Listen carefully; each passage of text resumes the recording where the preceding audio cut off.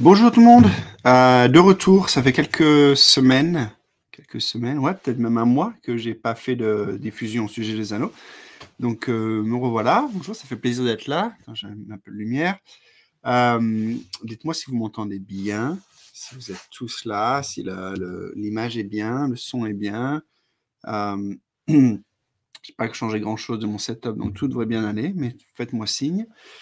Et donc, pour ceux qui ont pas assisté à mes lives auparavant, on parle de Xano, ou Xano en français, qui est une solution de back-end no-code, donc pour faire un peu le compagnon de votre WeWeb, de votre Adalo, Draftbeat, Retool, n'importe quel front-end que vous utilisez.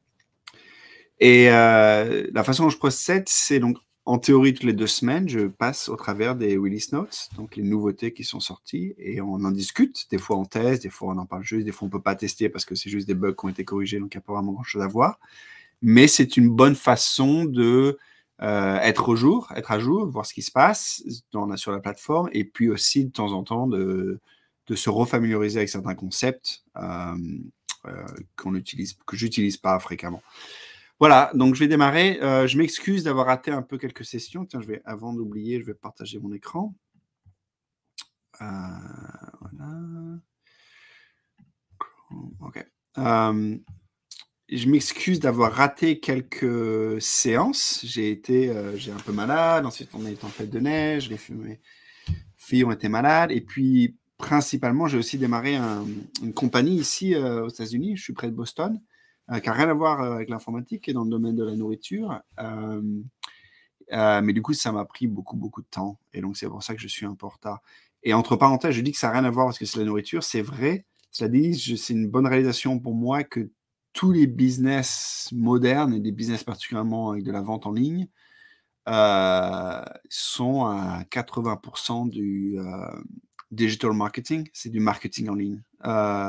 C'est mon opinion.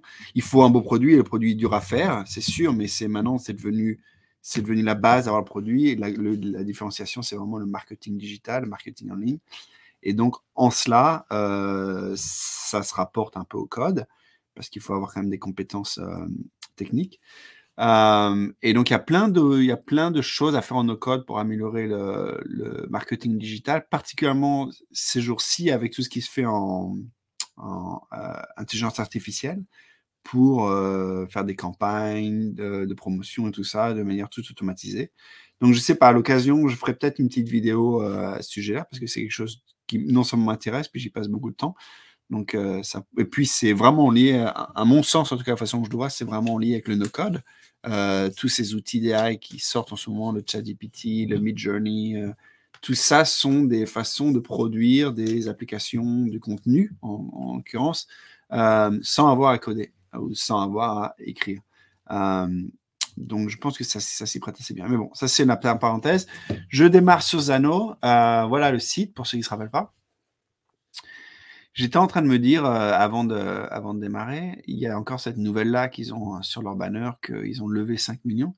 J'étais en train de penser combien de temps ça va leur durer, ces 5 millions. Combien de runway, combien de mois ça donne à une compagnie comme Zano d'avoir 5 millions en banque. Alors j'essaie de me dire, la plus grosse dépense pour eux, ça va être comme pour toutes les compagnies de ce type-là, ça va être les salaires. Donc, mettons, vous voyez peut-être pas parce que je suis en train de calculer sur la calculette. Mettons 5 millions divisé par quoi? Ils ont peut-être moins d'une dizaine de salariés. 6 salariés. On va mettre 6 salariés. Et mettons qu'ils les payent dans les 150 000 aux États-Unis. En tout cas pour les ingénieurs, les autres sont peut-être un peu moins. Ça nous fait peut-être du 5 ans, ouais. 4-5 ans. Et après, ça dépend évidemment moins en fonction des dépenses qu'ils ont à côté. Mais c'est pas mal quand même comme runway. Ouais. Je pense qu'ils sont assez lean, comme on dit. Ils sont assez... ils font attention avec leurs sous. Et donc, je pense qu'ils peuvent se permettre d'aller assez loin, ce qui est excellent pour eux, parce que ça permet vraiment de passer la crise qu'on a en ce moment aux États-Unis. Je ne sais pas si on a une crise en France également, mais aux États-Unis, on a une grosse crise, une récession en approche. Bon, voilà, c'est ce que je me disais sur leurs 5 millions. Passons au release note, on va parler d'autre chose. Donc, la dernière vidéo que j'ai faite, qui date un peu maintenant, c'était peut-être même en janvier ou février, qui était sur 1.50.0. Et on va regarder 1.50.1, 2, 51, 51.1, 51.2, et c'est tout. Donc, il y a à peu près 4 releases. Donc, je vais pas tout regarder, mais on va juste regarder s'il y a des choses intéressantes, des choses qu'on peut, avec lesquelles on peut jouer un petit peu ou nous refamiliariser avec. Donc, janvier, le 18 janvier, ça date un peu, une amélioration de performance pour l'ouverture et la fermeture des panels. Je dois avouer, alors je serais curieux de savoir les gens qui utilisent Anno, ce qu'ils en pensent. Ça, c'est une workspace que j'ai fait qui est toute vide, qui est juste pour ce live stream. Mais j'avoue que la latence, la performance joue un peu quand tu utilises Anno toute la journée. C'est des millisecondes ou des secondes, mais c'est vrai que de passer de la database à l'API, de les faire tourner, c'est pas ce qu'il y a de plus fluide, particulièrement par rapport à d'autres outils. Maintenant, on est habitué avec du Airtable, des choses comme ça. Donc, c'est un gros problème. Hein. Je suis sûr que pour eux, la performance, c'est un gros projet. Donc, ils l'améliorent. Donc, c'est idéal. C'est parfait de voir qu'ils travaillent dessus. Le glisser-déposer supporte maintenant auto-scrolling up and down the page. Ça veut dire, on teste un peu ça. Ce serait rigolo. Je vais faire une petite, je vais faire une fonction, ce sera encore plus facile. Une petite fonction, on va voir si je peux vraiment tester. Donc, je vais lui mettre quelques,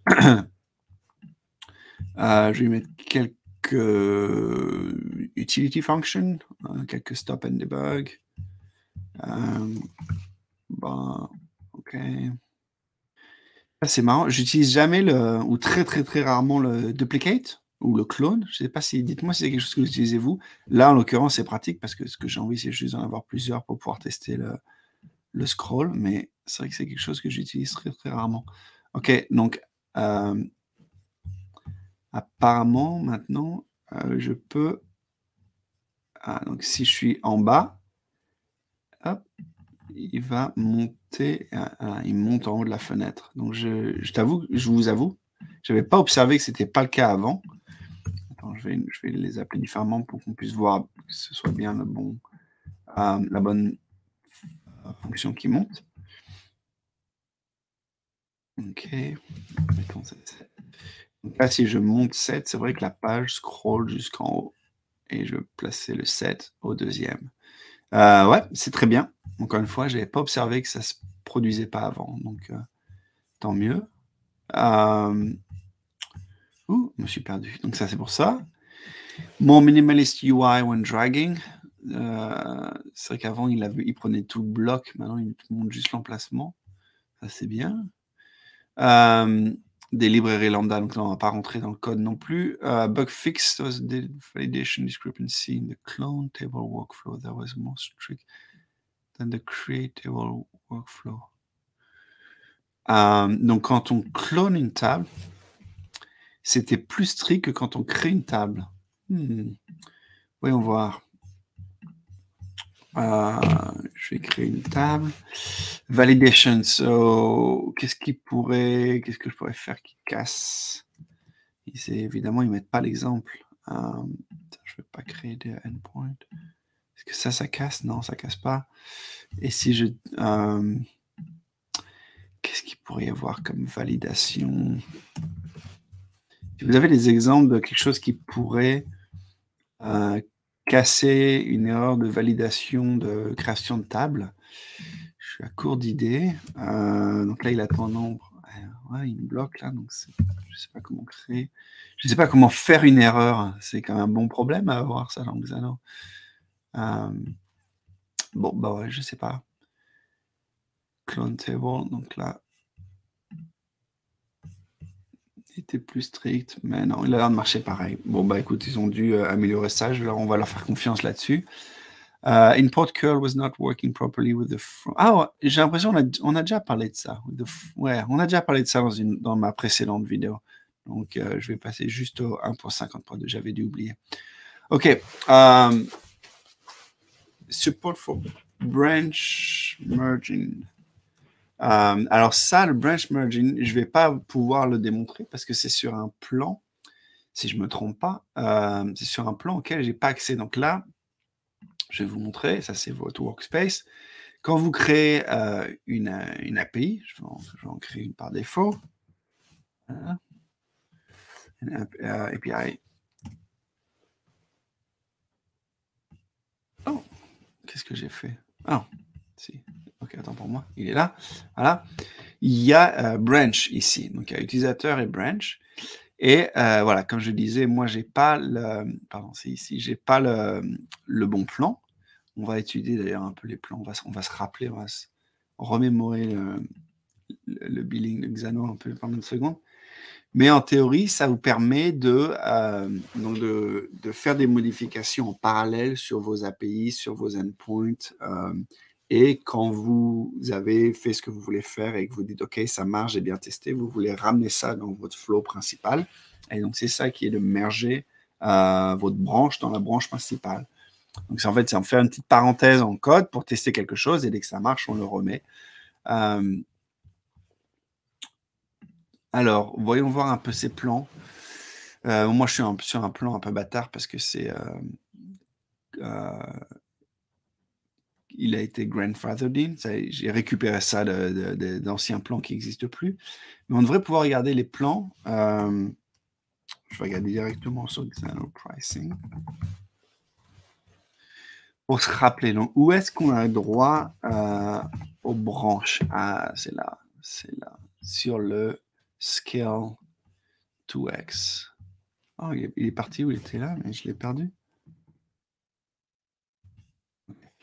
Branch support, donc pas. Il est juste sur les deux derniers. Donc les deux derniers qui sont Scale and Enterprise. Donc pas sur le build, pas sur le launch. Il était là tout à l'heure, non? Vous ne l'avez pas vu passer? Oups.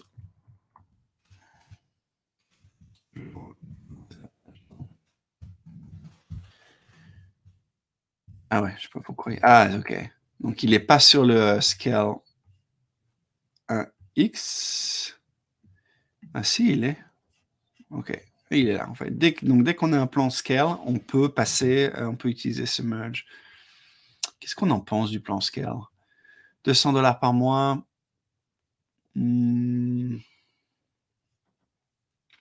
C'est quand même bien raisonnable parce que quand on se met à faire des branches et à vouloir merger les branches, c'est quand on a un besoin, on est au-delà du MVP, on est au-delà du prototype, on a quand même un vrai besoin d'itération. Donc, 2000$ par an pour toute l'année, 2003, 2004. Moi, ça me semble raisonnable, mais je suis un peu biaisé parce que je travaillais dans une compagnie qui faisait un produit similaire, pas celui-là, mais qui était dans la même industrie. Donc, j'ai toujours trouvé les prix relativement raisonnables.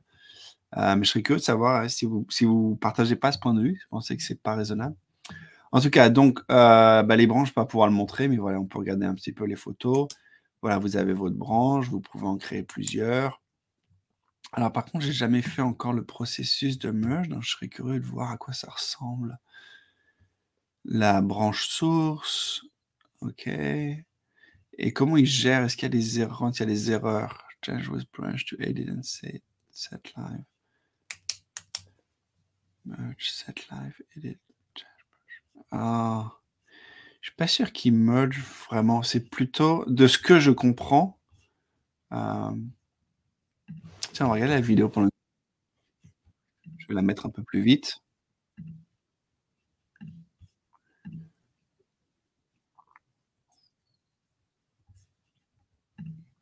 J'ai l'impression que c'est juste qu'au bout d'un moment, quand tu es content, tu rediriges ton trafic vers la deuxième et que c'est pas vraiment un merge au sens où tu prends un peu du premier, tu prends un peu du deuxième et tu fais quelque chose ensemble.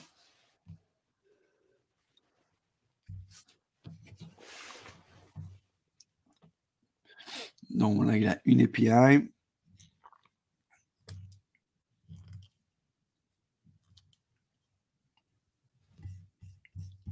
Je vais avancer un peu parce que je veux juste voir comment il merge.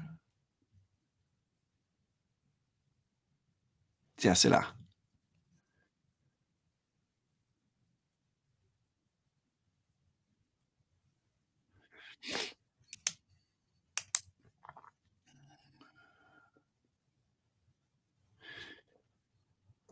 Et qu'est-ce qui se passe si V1 a changé et qu'on a fait des modifications qui sont en conflit?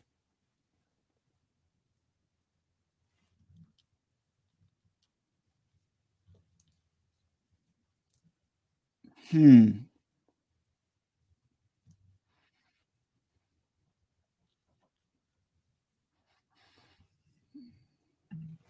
Donc c'est pas...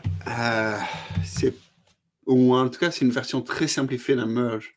Parce que qu'est-ce qui se passe s'il avait changé des choses? J'ai l'impression que c'est juste additif.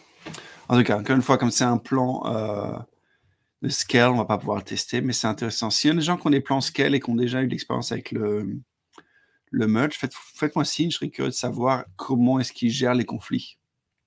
OK. Suivant, Xanolink is now available as an enterprise add-on. Bon, on va pas pouvoir le tester parce que c'est enterprise, mais qu'est-ce que c'est Xanolink? Designed to enable a single tenant-like solution to be built on Xano instance. Down, please contact. OK. Single tenant means that the user is...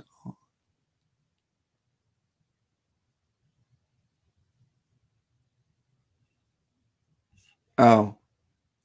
Pourquoi ils appellent ça? Non, donc ça veut dire que j'ai juste mon propre environnement, je ne suis pas partagé avec d'autres utilisateurs. Pourquoi ça s'appelle Xanolink? Pourquoi Link? Separate workspace for each client. Donc, mettons, je suis une agence, j'ai plusieurs clients. Separate workspace for each client. Which workspace is a separate environment with own copy of all keynote included. Okay, we share the same instance as resource.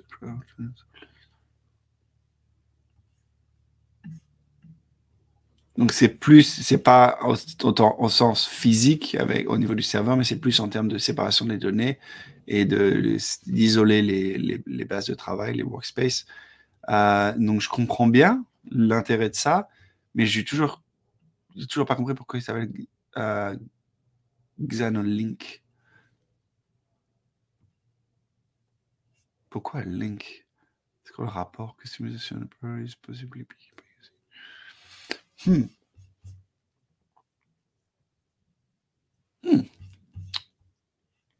y a quelque chose que je dois rater. Xanolink.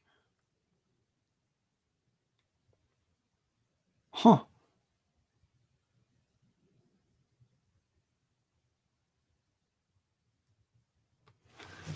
Ah, tu sais quoi, on va leur demander. Leur demander. On va leur demander. Oh, non, c'est no code backend, le handle. Why is the Xanolink features called link?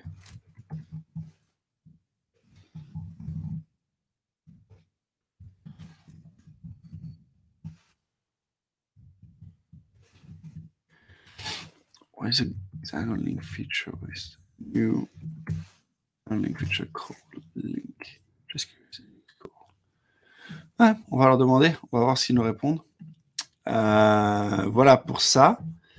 Support dynamically reference an environment variable. Oh, ça, c'est intéressant. Ça va être bien. Ça fait quelques temps que j'ai pas joué avec les environnements de variables.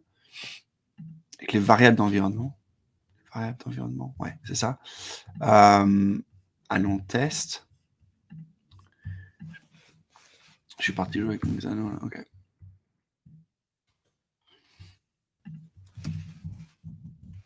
Une seconde, je me suis par erreur déconnecté.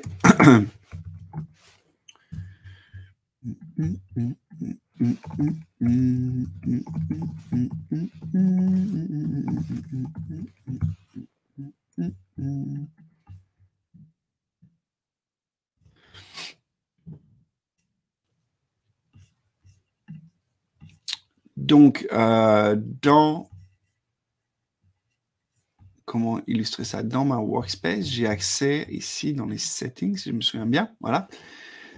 Donc, j'ai une workspace qui s'appelle Xano et j'ai accès ici à des environment variables, des variables d'environnement. Donc, tout ce que je fais dans mes applications, dans mes API, pardon, dans mes fonctions, mes API, j'ai l'opportunité de référencer une propriété qui va, par exemple, être un mot de passe pour se connecter à un front-end ou se connecter à un service tiers.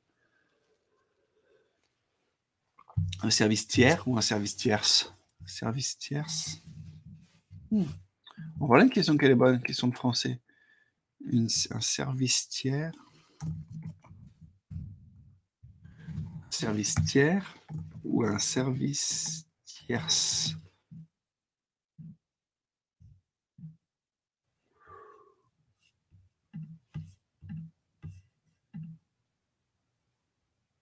Yeah, un service tiers. Tiers sans S? Non, tiers avec un S. Ok, on a résolu ce problème-là. Ouais, vous ne direz pas que vous apprenez rien ici. Et donc, on va faire un exemple, on va lui donner, ou si je montre ça, est-ce que vous allez le voir? Okay, je vais cacher pour une seconde pour vérifier que vous ne voyez pas mes variables. Non, c'est bon. Ok, donc là, j'ai juste cliqué ce bouton. Je peux créer une variable que je vais appeler foo. Je vais lui donner une valeur de 42. Voilà, et donc maintenant, cette variable, elle est là. Donc, si je vais dans mon API, que j'ai créé ici, que je crée un endpoint de 0, que je vais appeler foo, je devrais maintenant, ici, être capable de réutiliser, si je lui dis, par exemple,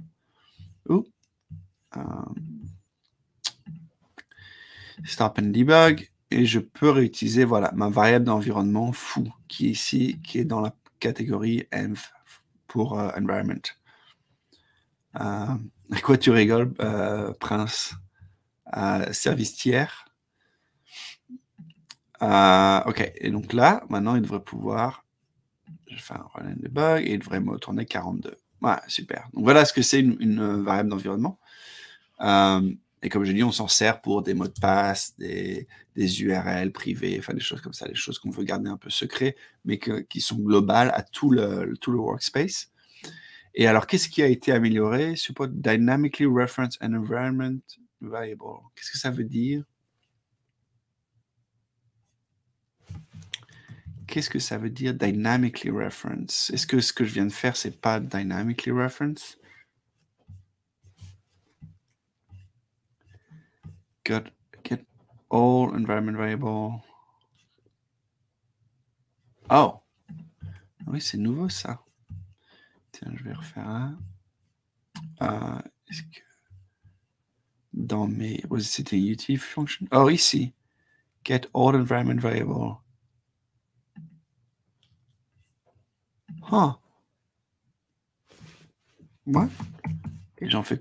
quel est le... je suis curieux de savoir quel est le... Tiens, je vais retourner ça. On va voir ce que ça renvoie. Donc là, j'ai récupéré toutes mes variables. Donc, il devrait juste me renvoyer une avec 42. Hein. Quel est le cas d'utilisation? Cette fonctionnalité est disponible depuis un moment, à mon sens. Ah ouais? Ok. Donc, c'est insinue, probablement à juste titre, que c'est pas ce dont ils parlent ici quand ils disent dynamically reference environment variable. Je sais que la fonctionnalité de pouvoir juste appeler une variable était là. Mais effectivement, à les appeler toutes comme ça, je suis curieux de voir quel est le cas d'utilisation. Pourquoi on voudrait faire ça? So you to more quickly access variable using the get filter instead of manually populating them where they are needed elsewhere in your function stack.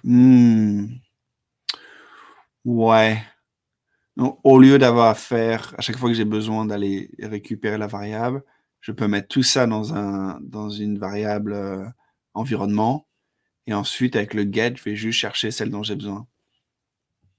Donc, par exemple, ici, je suis juste allé chercher dans ma variable myEnv, qui est l'objet avec toutes les variables.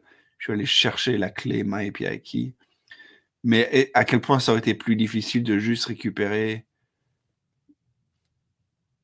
myAPI key ici. C'est ça que je suis pas très clair. Vous voyez, on va essayer de refaire son exemple là, ce sera intéressant. Donc si je veux faire, ça va être bien ça, external API request, on va essayer de revoir.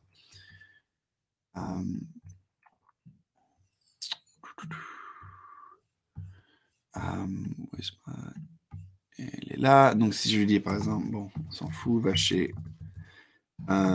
Google, là, et juste pour reproduire la même chose, ok, donc il veut juste remplacer une clé, très bien, key value, et replace me, donc ça va être la value. Donc moi, ce que je veux maintenant, c'est ajouter un fichier qui fait replace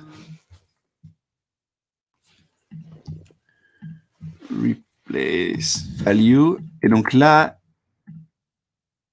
où je suis un peu sceptique, c'est je pourrais juste utiliser ça. Quel est l'intérêt? Donc je peux ou bien juste remplacer avec ma variable d'environnement ici, voilà, ou alors l'alternative qui est suggérée, c'est d'utiliser var, donc lui dire remplace avec var sur lequel tu fais un oups, autant pour moi, remplace avec var sur lequel je vais faire un get de foo.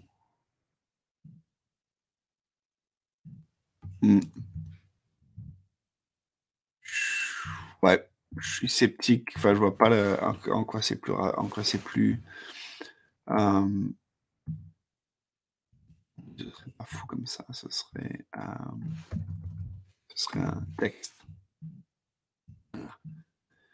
Ouais, bah, je vois pas pourquoi c'est plus rapide, mais si vous le voyez. C'est pratique lorsqu'on a plusieurs variables d'environnement, dit Prince. C'est pratique lorsqu'on a plusieurs variables d'environnement. Mais c'est plus compliqué. Donc, mettons, non, c'est un point intéressant. Donc, si j'avais une autre, je vais créer une autre que je vais appeler bar. Je vais appeler 21. En quoi ça me facilite la tâche? Et je reviens ici. Toi, maintenant, j'avais pas sauvé autant pour moi. Value. Oh. Key value. OK. En quoi est-ce que pour moi, c'est pas plus facile de faire replace?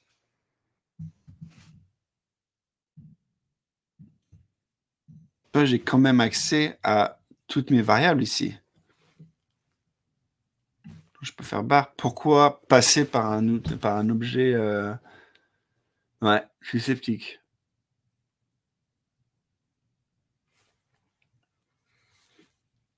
Bah écoutez, si vous avez des cas d'utilisation, je serais curieux. Il doit probablement en avoir, hein, parce qu'ils sont c'est quand même des gens intelligents, ils ont dû faire ça pour une raison. Mais je suis curieux, donc dites-moi. Je ne vais pas parler des lambdas parce que ça va nous faire une parenthèse sur du code qui risque d'être un peu long, puis je vais accélérer un petit peu parce qu'il faut que j'aimerais bien arriver un petit peu au bout. Onboarding, on va zapper aussi. Performance l'amélioration de performance, c'est toujours un plus. Le sign-up des agences, changing workspace. Ok, ça c'est moins intéressant. Qu'est-ce qu'on a ici? Easy rollback support on merging using branch backup. Là, on revient sur notre histoire de merge, que je peux pas tester, mais c'est intéressant de voir que tu peux faire du rollback. Ah ouais, j'ai vu ça. Je suis curieux de comprendre un peu ce que ça veut dire. New Alternative Authentication header for scenarios where an API gateway requires their own authorization header. Qu'est-ce qu'ils entendent par ça?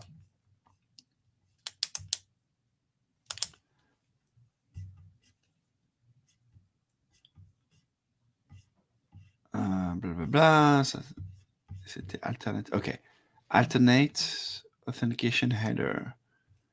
If you provide a secondary authentication header, ce qui arrive, you can do by sending Xano header along with your request. This will allow you to move the Xano authentication token to its own header. Oh. Keeping the original standard authorization header for something else. OK. Donc, si tu veux pas utiliser l'authentification de Xano, Xano, par définition, il va utiliser le header authorization pour envoyer le token. Et si toi, tu as envie d'utiliser pour un autre service ou pour une autre raison, tu peux le mettre dans Xano. X, c'est quand c'est custom, quand c'est un header custom qui vous est propre et qui n'est pas quelque chose de générique. Xano authorizations only. Et si tu lui demandes, donc si tu lui fais si tu lui demandes, si tu mets ça à vrai, il va te retourner avec son token ici. Mais du coup, il y aura l'opportunité d'avoir toujours notre authorization header pour quelque chose d'autre.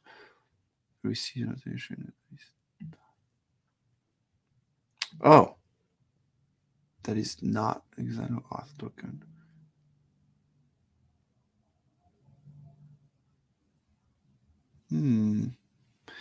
Press second authorization header that takes. Oh, wow. It's really good to move. So you have to move those out. Là, on commence. C'est intéressant parce que du coup, ça veut dire que c'est pour des gens qui ne veulent pas utiliser l'authentification, si je comprends bien, de Xano. Ce qui est. C'est intéressant en cas d'utilisation parce que, à mon sens, c'est un des de valeur ajoutée de Xano, c'est qu'il abstrait cette authentification et qu'il la simplifie grandement. Et donc, de vouloir utiliser son propre service, c'est fascinant parce que ça veut dire que c'est des gens qui font une utilisation de Xano qui est quand même très poussée d'un point de vue technique. Et je suis ravi de voir que ces gens-là utilisent quand même Xano et réinventent pas leur solution. C'est plutôt bon signe pour le no-code. OK, des améliorations de performance. Nettoyer le nom des fichiers quand il y a des caractères qui ne sont pas corrects, donc comme par exemple des retours à la ligne dans un fichier. Donc ça sera tout pris en compte. Qu'est-ce qu'on a d'autre? Branch ID are now preserved with the URL. Ça, c'est intéressant aussi. ToText, ToInt, and ToDecimal filter now work on arrays of scalar values. Tiens, testons ça. Testons un peu ça. Donc, si là, je vais fermer ça. Je vais fermer ces deux-là. Je vais me faire une variable que je vais appeler un test. Et ma variable, ça va être c'est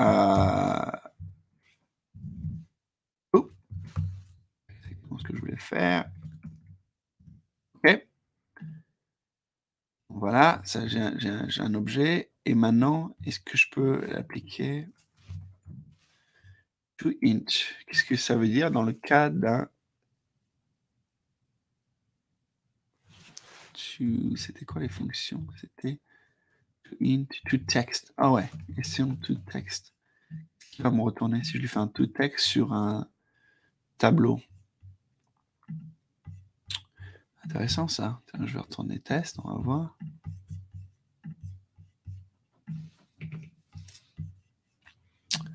Ce qui me l'a mis en format de texte. Ah ouais. On ne s'en rend pas compte ici parce que la façon dont il est rendu à l'écran. Mais en fait, donc, il les a bien transformés, toutes les valeurs de l'objet, en chaîne de caractères. Ah, c'est cool. Et inversement, je vais faire l'exemple inverse. Si ici, au lieu d'avoir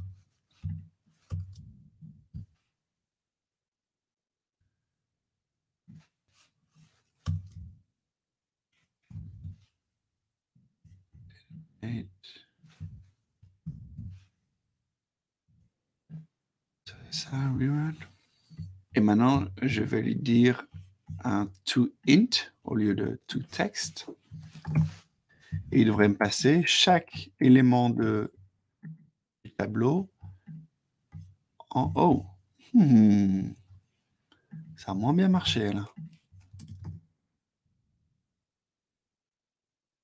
Ah.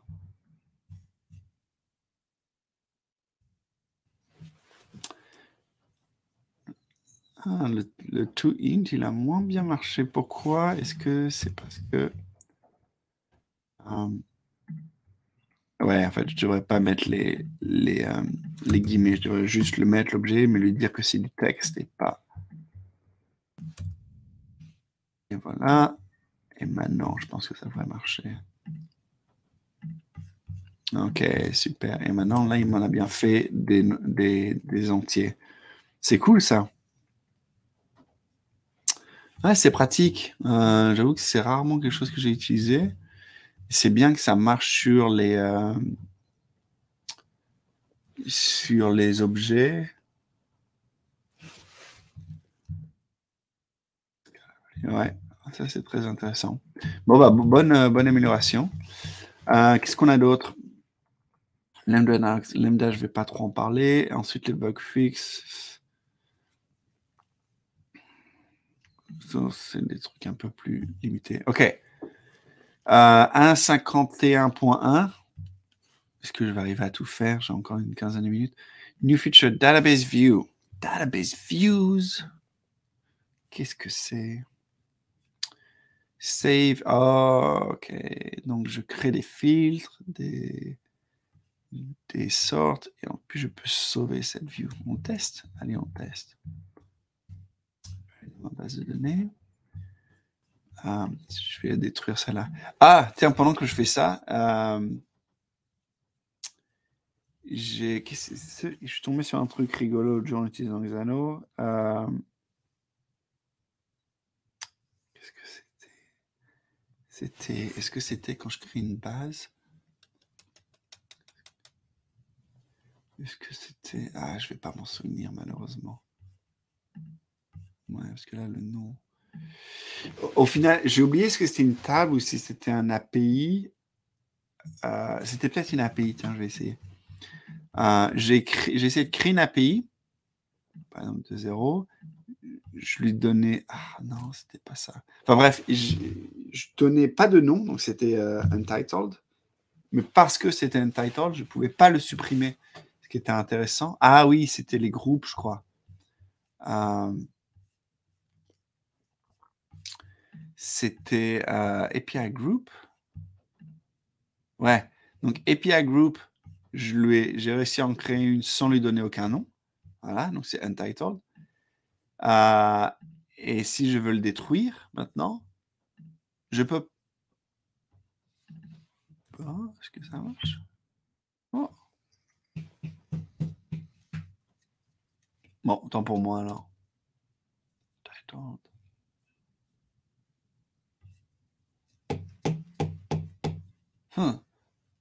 Ouais, autant pour moi. J'ai tombé dans un cas où je n'arrivais pas à le détruire, mais je me souviens pas de comment le reproduire. Bref, où est-ce que j'en étais? J'en étais database view. Donc voilà ma database. Voilà, ce que je faisais, c'est que j'étais en train de détruire celui-là. Hop. Voilà. Et celui-là, je vais se surnommer parce que le tilde, il me stresse. Ok. Donc,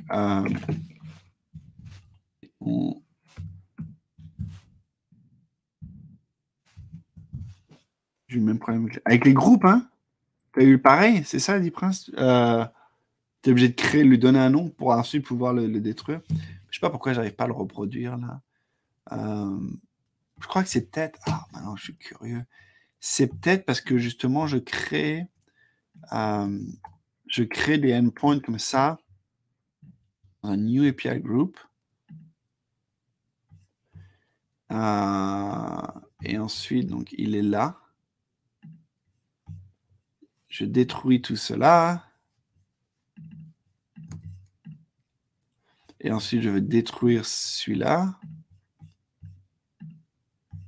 Non, bah non, ça... Bon, bah, j'arrive pas à le reproduire. Tant pis. Où est-ce que j'en suis? Donc, mon fou, voilà. Donc, je vais faire un field par fou qui est supérieur à 33, par exemple. Donc, voilà, j'en ai juste un. Et donc, je peux sauvegarder vue. Donc, effectivement, j'ai ma default view et j'ai ma view. Qui est-ce qui pense, je fais une petite parenthèse, que Xano, j'adore moi Xano, l'aspect fonctionnel, l'aspect en termes d'expérience utilisateur, tu sens que ça a été un peu fait par des ingénieurs où tu retrouves tous tes concepts, mais qui est-ce qui pense que si tu embauchais vraiment un UX designer et un graphic designer ou interface designer, pourrait vraiment rendre l'expérience Xano beaucoup plus sexy, ce qui le rendrait plus attractif pour le nouveau utilisateur. Mais en disant ça, je contredis évidemment tout ce qu'on sait sur le UX, qui est au final que tant que mon expérience est bonne, qu'importe l'aspect un peu graphique. Mais bref, juste je me demande. Mais c'est quoi l'important au finish? C'est quoi l'important au finish? Je comprends pas la question, mais c'est quoi l'important au finish? Qu'est-ce que de views? Ah, de ça. Si ça peut être intéressant, ben, c'est de la même manière que sur Airtable. Vous pouvez créer vos vues, elles sont très populaires parce que du coup, si j'ai des tables très grandes, je peux me dire, là je suis dans un, si je suis en train d'observer ma tâche, je peux dire je suis dans un scénario ou un mindset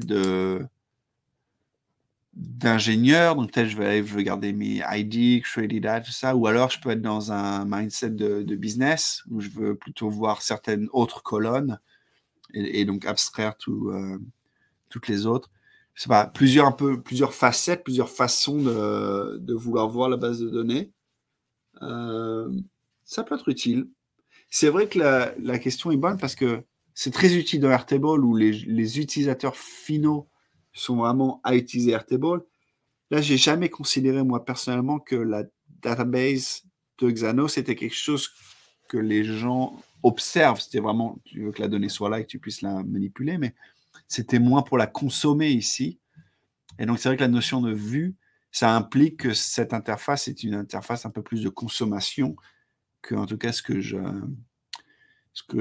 considère auparavant. Donc, peut-être c'est le signe un peu d'une direction de Xano, ou alors en tout cas d'un compromis qu'ils ont fait pour beaucoup de gens qui utilisent cette page comme une page pour consommer leurs données, au lieu de vraiment avoir cette approche plus ingénierie pure où tout passe par l'API. Voilà, mais c'est intéressant comme question, tu fais bien de la poser. Donc ça, c'est les vues. Qu'est-ce qu'on a d'autre? Function stack, add-on, avenue, UI treatment. All page now have SEO-friendly title to help user who use lots of tabs.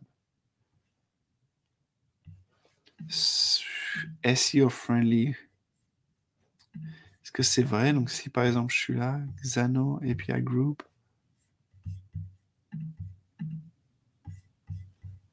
Yeah. Ok. C'est un peu mieux. J'ai envie de dire, si le but était vraiment de rendre ça plus facile pour les gens qui utilisent beaucoup de tables, pourquoi pas mettre Xano à la fin? Tu vois, là, ce qui m'importe, moi, quand je travaille, et que je cherche mes tables, c'est API fou. Ouais. Donc, je me demande juste pourquoi pas aller plus loin dans la logique, quitte à être SEO-friendly titles, et vraiment enlever la partie Xano.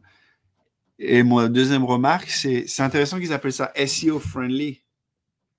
C'est pas SEO-friendly au sens où le but, c'est pas d'optimiser le search engine, c'est pas d'optimiser la façon dont Google, Bing et tout ça perçoivent, parce que ce n'est pas des pages qui sont indexables, ni ce sont des pages qu'on ne voudrait pas indexer de toute façon. Donc, pourquoi ils appellent ça SEO friendly? Ce serait plutôt dev friendly.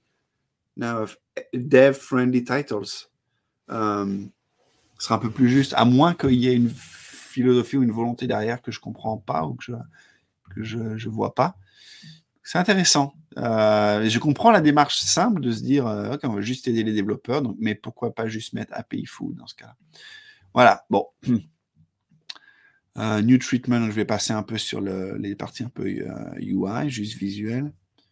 Ou URL friendly. Ouais, exactement. Ouais. Oh, tiens, depuis tout à l'heure, j'aurais pu montrer tes commentaires, Prince. Désolé, je viens de l'apercevoir. Create database table now has the ability to create a new API group for CRUD instead of only setting. Bah, ça, c'est ce qu'on vient de faire. Donc, quand je crée une API, j'ai la possibilité de créer un nouveau groupe et que je ne suis pas limité à un groupe qui existe déjà. Peut-être que du coup, c'est au travers de ça, peut-être que ça a créé un bug dont Prince et moi parlons, qu'ils ont fixé depuis. Quick copy link next to each file. Copy link next to each file, c'est pratique. Files page, j'avoue que j'utilise aussi assez relativement peu de la Files page. Mais apparemment, donc, ils ont mis un lien. Voyons voir. Est-ce que j'ai une photo que je peux utiliser?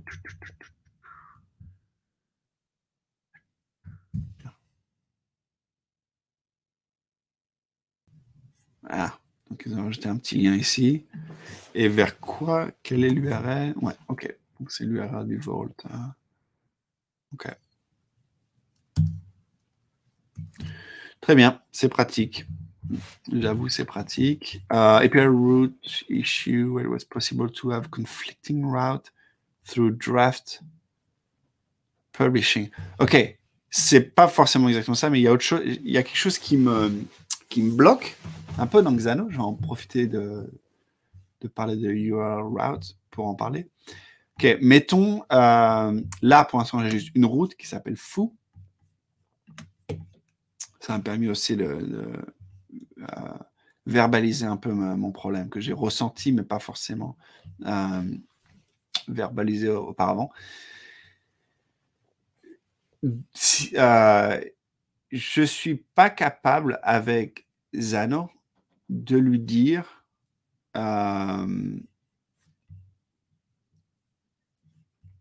de lui faire quelque chose comme, par exemple, si je veux faire ça et lui mettre une variable ici.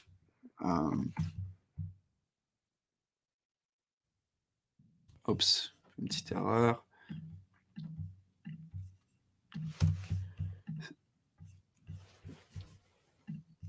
Ah si, il l'a permis ça?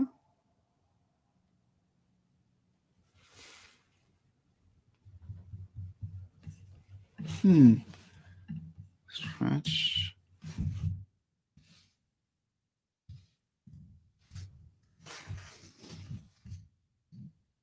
Pourquoi? C'est énervant ça. Oui, c'est nouveau ou c'est moi qui tout d'un coup oublie mes fondamentaux? Pourquoi il m'a pas laissé... J'ai pas pu rien mettre? Il a fallu que je mette ça. Je confus un petit peu. Ah non, malheureusement, je n'arrive pas à illustrer le problème que j'avais. J'avais l'impression que j'étais pas capable. J'étais pas capable de lui mettre quelque chose de dynamique.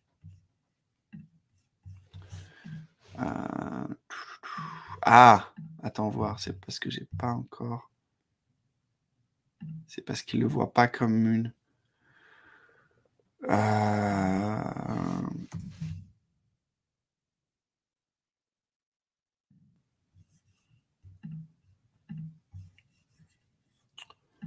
En publish.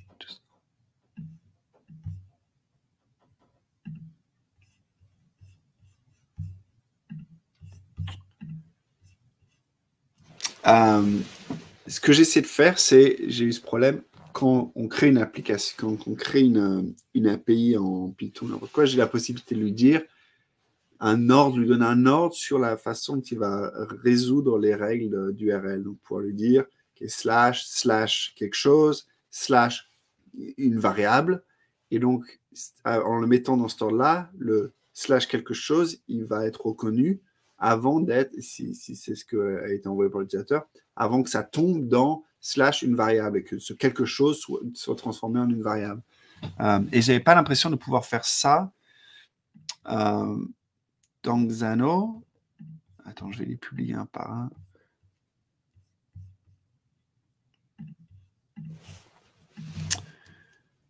Pourquoi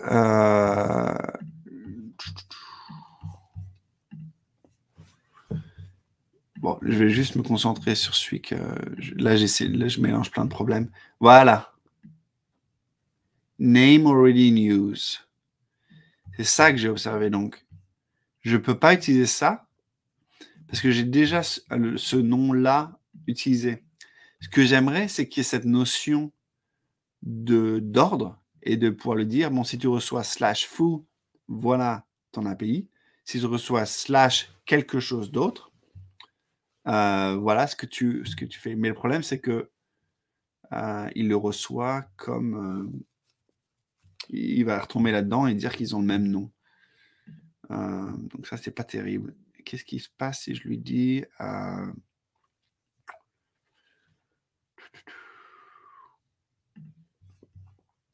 mettons, je vais lui faire test, là.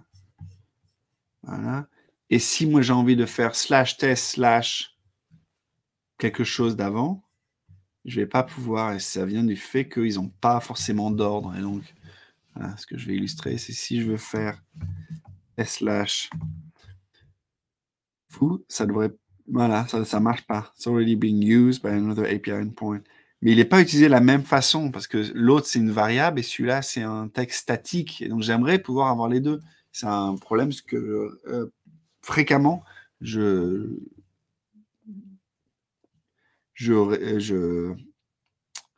résolvais quand je faisais les API en Python. C'est quoi l'objectif en pratique? Bonne question. Alors, attends, j'essaie de trouver un exemple.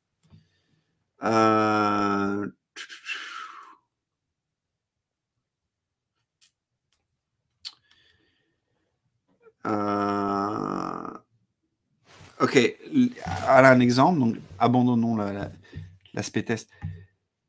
À la root, à la base de mon site web, j'ai envie que ce soit slash, mettons c'est un blog, je veux que ce soit slash et puis le slug, le titre du post du blog. Donc slash hello-world ou slash comment attraper des mouches avec du vinaigre, slash les 10 façons de prendre une douche.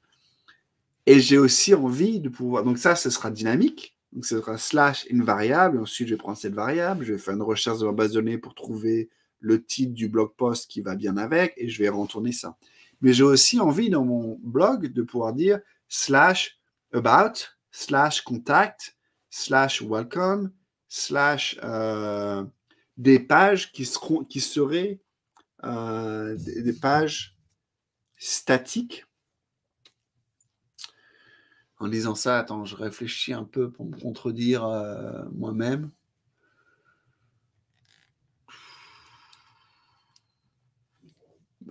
Bon, dans le cas de Xano, l'exemple du blog n'est pas idéal parce que ça, c'est vraiment plus un exemple de front-end. Mais quel...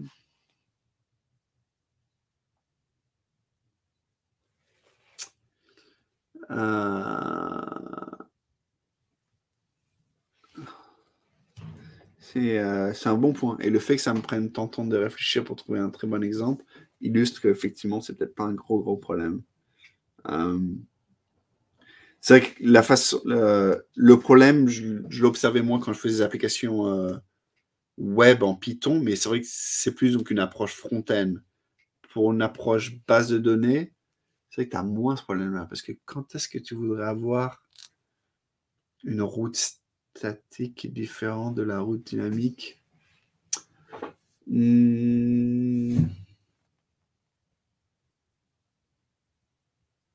Ouais, c'est un bon point. Je n'ai pas d'exemple, donc c'est probablement pas un vrai problème. Tu fais bien de me challenger là-dessus. Tu as bien raison. Ok. Je continue. On a combien? Oh, 59, on arrive à la fin. Entry filters was not working. Cannot select more than 50 database record to OK. Bon, mettons, on a fini 1.51.1. Donc, il nous restera la prochaine fois à parler de 1.51.2. Mais en tout cas, on a quand même fait pas mal de progrès, on a vu pas mal de choses. Dites-moi si vous avez des questions, des choses auxquelles j'ai pas parlé. Tiens, est-ce que pendant ce temps-là, est-ce qu'ils ont répondu chez Xano? Curieux. Est-ce qu'ils ont répondu? Non. Non. C'est d'autres. On verra, je vous dirai s'ils répondent. Et on se retrouve dans 2 semaines pour parler un petit peu de Xano encore. Et voilà, merci bien d'être venu. Pas mal de gens maintenant. On se retrouve. Si vous avez d'autres questions sur Xano, il y a le Slack de No Code France avec le canal Xano. J'ai été très, très, très peu présent, encore une fois, depuis la dernière semaine, mais je vais essayer de faire un peu plus d'efforts, malgré que, effectivement, ce business à côté me prend beaucoup de temps, donc c'est un petit peu dur. Mais voilà. Allez, merci beaucoup, et puis salut Prince pour toutes tes questions, c'était très sympa, et à la prochaine. Bye bye. Ah, faut que je fasse mon truc, ma musique de sortie. Allez, salut!